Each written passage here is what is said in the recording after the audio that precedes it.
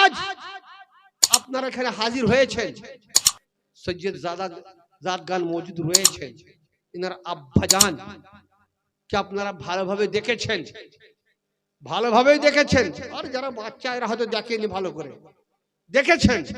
আজ উনার মাজারে পাক যেখানে আছে আপনারা জানেন, যাবেন আর গিয়ে মাজারের পাকে কাবা শরীফের দিকে পিঠ করে উনার মুখের দিকে নিজের মুখ রেখে উনার তাসাব্বুর করে চোখটা বন্ধ করে তাসাব্বুর করবেন, ভাববেন যে উনাকে এই মাজারের ভিতরে শুইয়ে রাখা আছে, উনি ডান কাঁধে আমাকে দেখছে, আমার দিকে দিকে আপনারা মুস্কুরাচ্ছে, হাসছে। তখন আপনি বলবেন, হুজুর আমি অমুকের পুত্র এসেছি আপনার কাছে, আপনাকে আমি হাজির জানছি, আপনাকে আমি সাক্ষী রাখছি যে আমি এই বিপদে পড়ে রয়েছি, আমি আপনার কাছে এসেছি, আমার এই কাজটা আল্লাহর কাছে করিয়ে দিতে হবে, দেখি আপনার কাজ হয় কিনা। কিন্তু আপনারা চাইতেই পারেন, চাইতে পারেন, চাওয়ার মতো চাইতে হবে, যেমন চাইতে হবে। যদি আপনি ভাবেন যে আপনি আমার মাবুদ, আপনি আমার খোদা, আপনি আমাকে দেন, কোন দিন আপনি শিরকে থেকে বাদ যেতে পারবেন না, এটা শিরক হবে। আল্লাহর কাছে আপনি নেবেন, তার মেহবুব বান্দাকে আপনি ওসিলা করে দিয়েছেন। আর আলে রাসূল উনি যে আজ বিভ্রান্ত হয়ে রয়েছে, অনেকের মনের মধ্যে হবে, কই উনি তো কোনোদিন বলেন আমি সৈয়দ। সত্যি উনি নিজেকে সৈয়দ বলেনি, আমারও একটু লাগে। কেন জানেন? উনি সৈয়দ ছিলেন। যদি আমি জানতাম যে সৈয়দের আমার ইমামে আহমদ রাজা খান ফাজলে বরেলভী রাহমাতুল্লাহ তাআলা আলাইহি সম্মান করতে বলেছেন, সম্মান করে দিতাম। আমরা ভাবতাম হুজুর আছেন, আমি একটু অধম, তাহলে একসঙ্গে গল্প করে কথা বলে, হ্যাঁ, হাসতে খেলতে কোথাও না কোথাও চলে যেতাম, আস্তে আস্তে কথা বলতাম, যেতেও কথা বলতাম। যদি জানতাম নিশ্চয়ই রয়েছে, তোর একটু নিজেকে না কথা বলার যদি উল্টো পাল্টা হয়ে যায়, বেয়াদবি হয়ে যায়, হাশরের ময়দানে আল্লাহ পাক যদি জিজ্ঞাসা করে, হে অমুক তুমি আমার নবীকে কেমন মানতে? তো হুজুর আমি আল্লাহ আমি তো মানতাম, একটু পড়েছি, তার আওলাদের সঙ্গে কেমন ভালোবাসা করতে, কেমন তো রাখতে, কেমন সম্পর্ক রেখেছিলে, তুমি তো এইভাবে সম্পর্কে রেখেছিলে। আর রাসূল আমার কি বলেছেন? আমার আওলাদের সঙ্গে ভালো সম্পর্ক রাখবে, ওর শানেতে বেয়াদবি না হয়।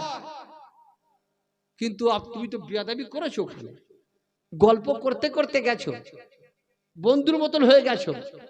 আর রাস্তাঘাটে ওস্তাদ আর ছাত্ররা বন্ধুর মতন হয়ে থাকতে হবে, না হলে অসুবিধা আছে না।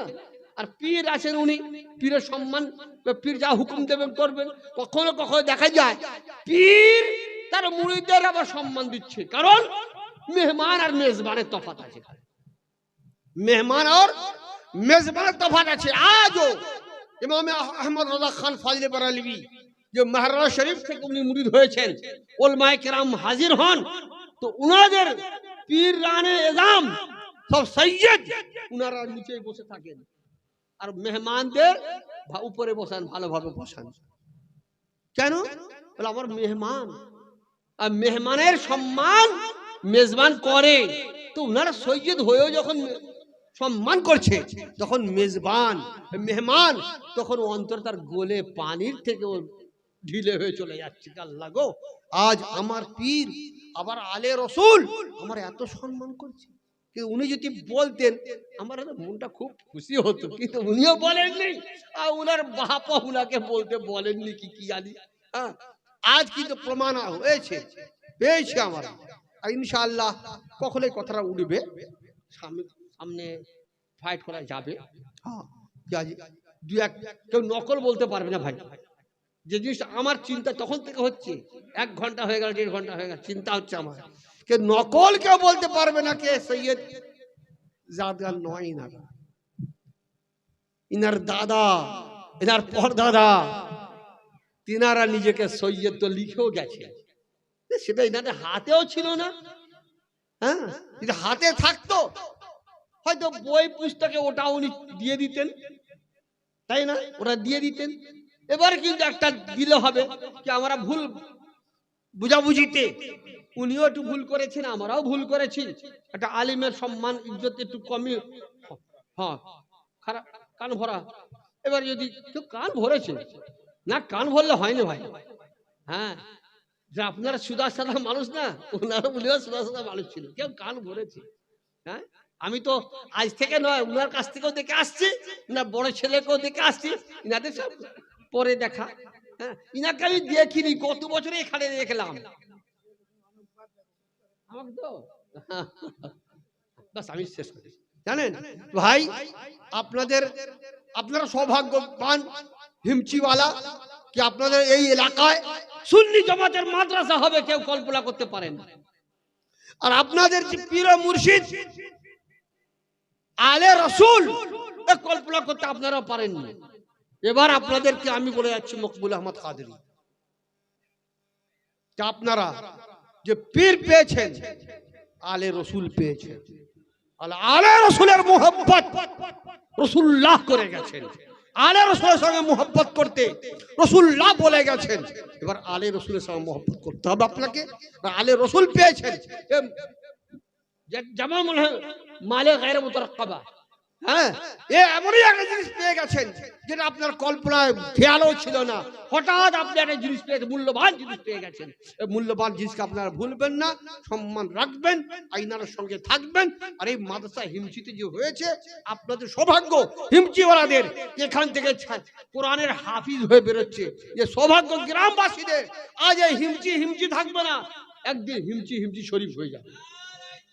হিমচি শরীফ হয়ে যাবে। আর এখন থেকে আমি বলছি হিমচি শরীফ। হ্যাঁ,